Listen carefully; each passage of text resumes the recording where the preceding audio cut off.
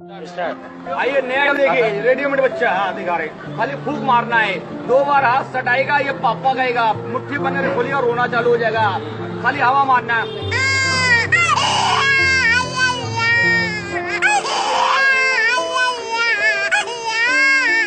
और ये 2 बार ये चपकाइए, पापा पापा आया,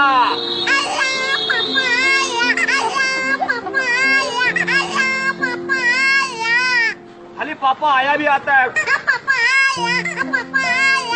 अल्लाह पापा आया,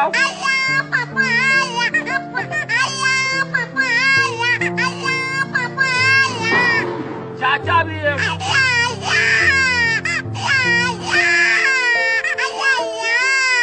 फूक मारना है खाली। पापा जब बच्चे को पैसा चाहिए तो बहुत प्यार से पापा बुलाता है, तो आप हल्का हवा मारिए, 2 बार चिपकाइए, पापा प्यार से बुलाएगा। पापा नहीं सुन रहे, बच्चे को गुस्सा आ गया, तेजी अब अगर ये फिर 2 बार चिपकाइए, गुस्से में पापा बुलाएगा।